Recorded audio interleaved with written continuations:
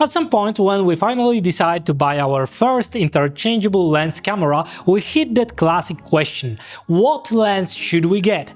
And should it be a zoom or a prime? If you want the super short answer, it's whatever, anything under 85mm is fine.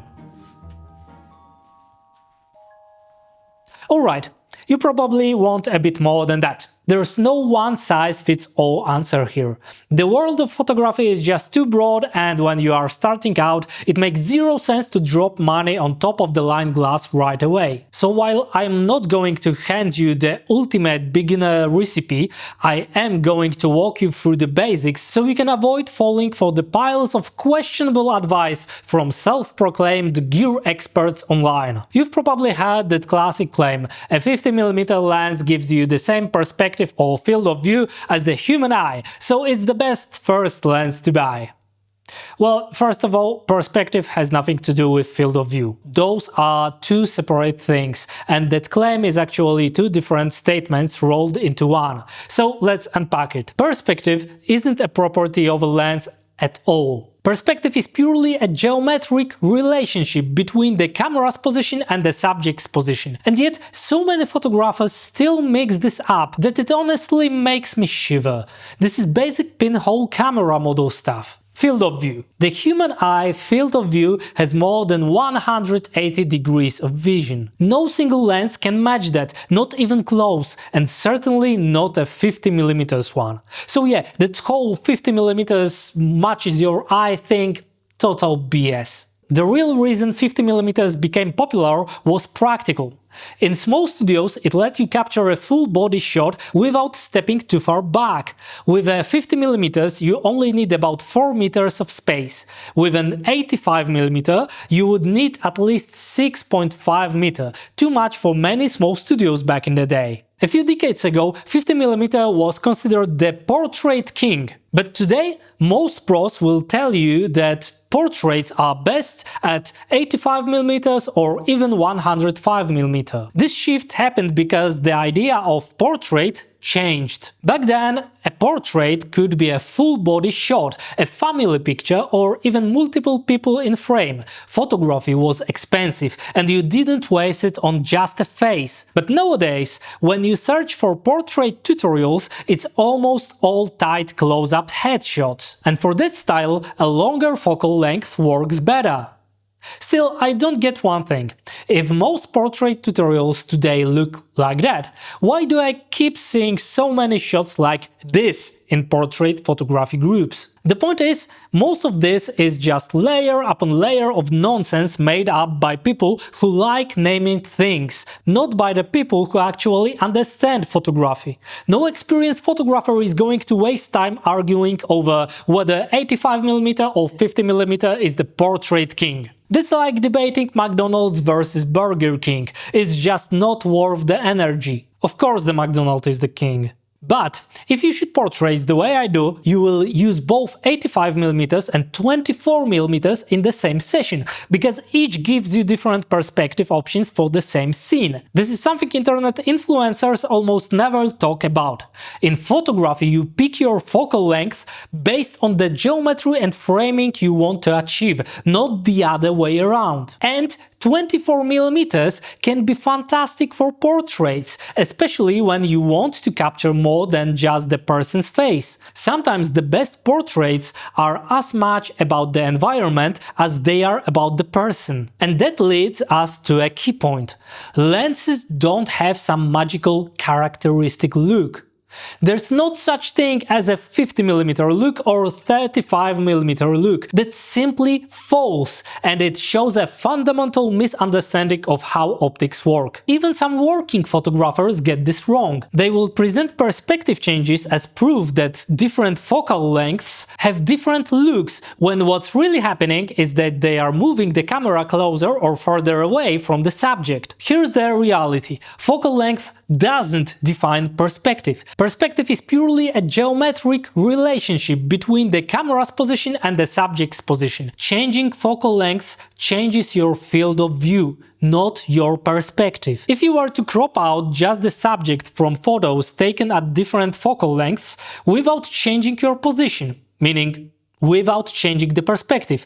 They would look identical. So there is no characteristic look of focal lengths because we just changed the focal length and nothing changed about how the subject looks. The confusion comes from how amateurs approach photography. Gear first, photo second. If they want a headshot, they will use the lens that they think is good for headshot and move closer or step back so the framing matches. And that's where the illusion comes from. So it's an easy trap to fall into. But if you truly understand perspective control, you start without a camera at all. You see the look you want with your own eyes, and then pick the focal length that crops into that vision to match its framing. That's how you actually control perspective. So all of this should already hint at something important.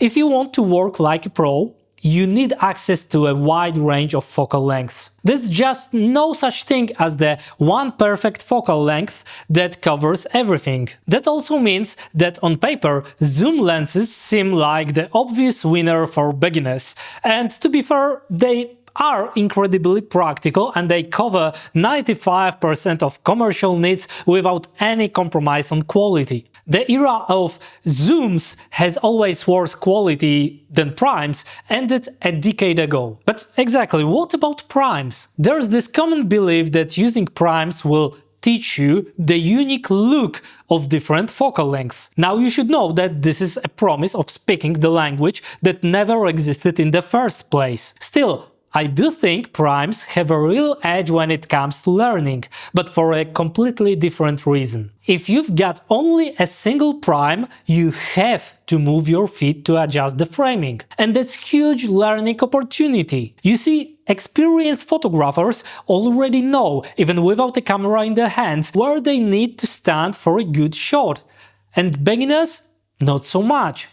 Most new photographers struggle with the idea that different shots require different shooting positions.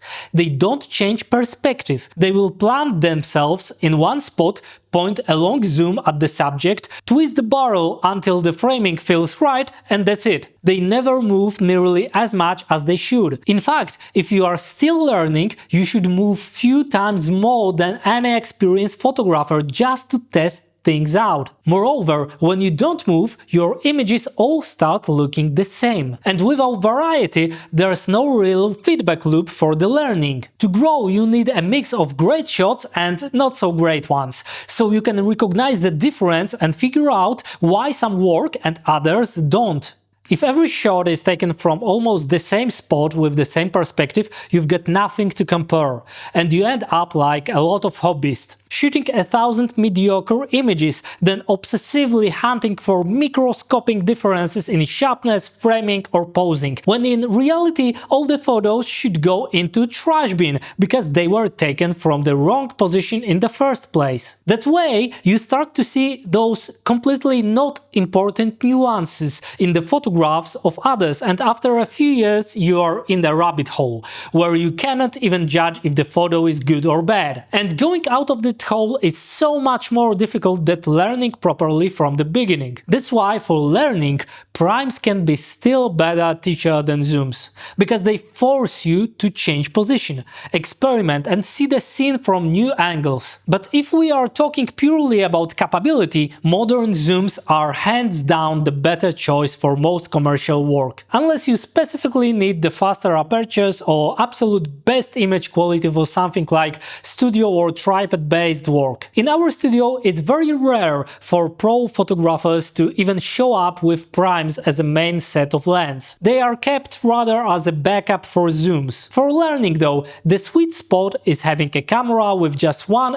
maybe two focal lengths. Enough to give variety, but not so much that you get lazy. And that's how you make the fastest progress. Most beginners want an all-rounder setup that does everything, and only after years of shooting as a hobby do people start gravitating toward a specific niche. Each style can have multiple workflows and outside constraints. Take sports, for example. You will choose very different gear depending on whether you are shooting basketball indoors or surfing from the beach. And that's a completely different world from covering a political rally or doing documentary style versatile street reporting or capturing a wedding in low light.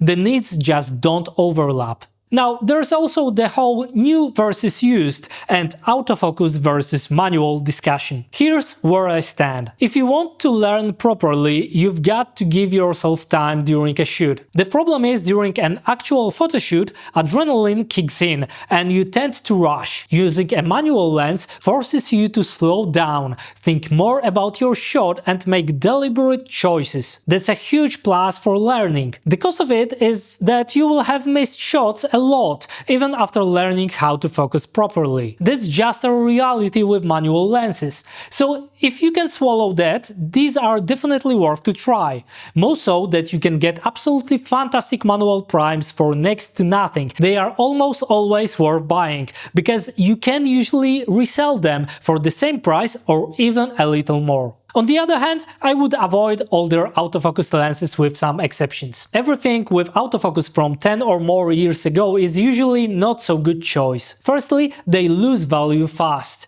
and modern autofocus lenses are often a full generation ahead in image quality. Even many budget models today can match or outperform what used to be professional grade glass a decade ago. Here's another tip for learning. Limit yourself on purpose. Go into a session with just one lens and force yourself to work with it. Then, for the next session, switch to a completely different focal length. That's far better for building skill than constantly swapping lenses mid-shoot. And when it comes to highly specialized lenses, especially in commercial work, rent them. Buying something you will only use a few times a year is almost always a waste. Some lenses are basically designed for rental houses or for people who just want to sink their money into expensive toys. Of course, that's their choice, but remember, if you are into gear for the fun of it, you will usually get more enjoyment out of owning three interesting, versatile lenses than one insanely expensive monster that never leaves its padded case because it's too heavy, too delicate, or just too much hassle to bring along. Always buy gear that will not stop you from going out to shoot. And I know many pros that won't go outside for a fun photo project just because their camera setup is worth more than $20,000 and it's so heavy that you just don't want to travel with that anywhere without a car. So in the end, there's no magic first lens that works for everyone. What matters most is understanding how focal length and perspective work, and that your own movement shape an image. Because photography isn't about owning the perfect lens, it's about knowing exactly where to stand, what you want to show, and how to use the tools you've got to make it happen. The rest, that's just details. So, see you in the next one.